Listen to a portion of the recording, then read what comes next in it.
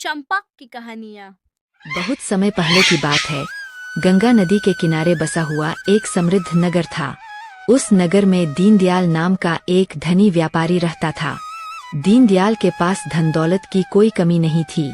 उसके पास बड़े बड़े गोदाम, आलीशान महल और नौकरों की फौज थी। लेकिन इन सब के बावजूद दीनदयाल कभी खुश नहीं रहता था। उसे हर समय बस एक ही चिंता सताती थी, अपने धन को दोगुना कैसे किया जाए। दीनदयाल का मानना था कि दुनिया में पैसा ही सब कुछ है। वह अक्सर कहता था, जिसके पास धन है उसके पास शक्ति है। लोग सिर्फ अमीर का सम्मान करते हैं। इसी सोच के कारण उसने अपने पुराने मित्रों और परिवार के सदस्यों से दूरी बना ली थी। यहाँ तक कि उसने अपने वृद्ध पिता की सेवा के लिए भी कुछ पैसे देकर उन्हें एक अलग कुटिया में रहने भेज दिया था। एक दिन नगर में एक तेजस्वी साधु का आगमन हुआ। उनके चेहरे पर एक अद्भुत शांति और संतोष था। लोग दूर दूर से उनके दर्शन के लिए आते थे। दीनदयाल ने भी उनके बारे में सुना। उसके मन में विचार आया, शायद इन साधु के पास कोई ऐसी तरकीब हो जिससे मैं रातों रात दुनिया का सबसे अमीर व्यक्ति बन जाऊं। वह महंगे उपहार लेकर साधु के पास पहुंचा। साधु ने मुस्कुराते हुए उपहार स्वीकार करने से मना कर दिया और बोले, पुत्र, मुझे इन स्वर्ण मुद्राओं की आवश्यकता नहीं है। तुम यहाँ क्या लेने आए हो? दीनदयाल ने अपनी इच्छा व्यक्त करते हुए कहा, महात्मा, मेरे पास बहुत धन है, पर मैं और चाहता हूँ। मैं चाहता हूँ कि मेरे जैसा अमीर इस दुनिया में कोई न हो।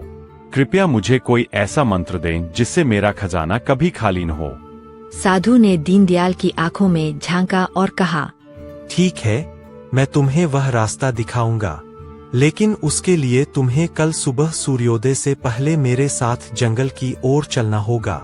अगली सुबह दोनों जंगल की ओर निकल पड़े।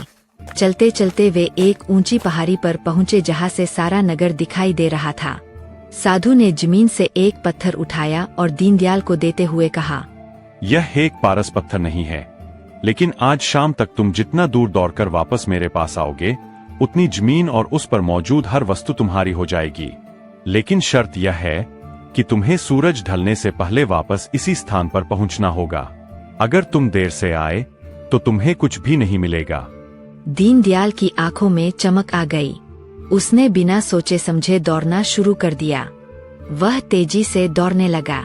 रास्ते में उपजाऊ खेत आए, फलों के बगीचे आए और सुंदर चारागाह आए।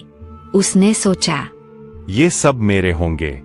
वह थकता जा रहा था, लेकिन लालच उसे रुकने नहीं दे रहा था। दोपहर हो गई, सूरज सिर पर आ गया। उसकी प्यास से गला सूख रहा था, पर उसने सोचा, अगर मैं पानी पीने रुका तो कीमती समय निकल जाएगा। वह दौड़ता गया। उसने नगर की सीमा पार कर ली। अब सूरज ढलने लगा था। उसे याद आया कि उसे वापस पहाड़ी पर भी पहुंचना है। वह बुरी तरह थक चुका था। उसके पैर जवाब दे रहे थे, लेकिन वह जमीन का और बड़ा टुकड़ा हथियाने के चक्कर में और आगे निकल गया था। अचानक उसे एहसास हुआ कि सूरज क्षितिज के बहुत करीब है। वह घबराकर वापस पलटा। अब उसकी हालत खराब थी। वह हांफ रहा था। उसके फेफड़ों में जलन हो रही थी। वह गिरता पड़ता पहाड़ी की ओर भागने लगा। उसने देखा कि साधु वहीं खड़े उसका इंतजार कर रहे हैं।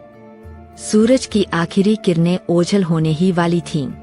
दीनदयाल ने अपनी पूरी शक्ति झोंक दी। वह पहाड़ी के पास पहुंचते ही साधु के चरणों में गिर पड़ा।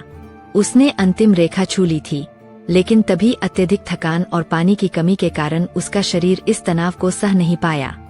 इस कहानी से हमें यह सीख मिलती है कि धन कमाने की दौड़ में हम अक्सर अपनी सेहत और उन अपनों को खो देते हैं जिनके लिए हम यह सब कर रहे होते हैं।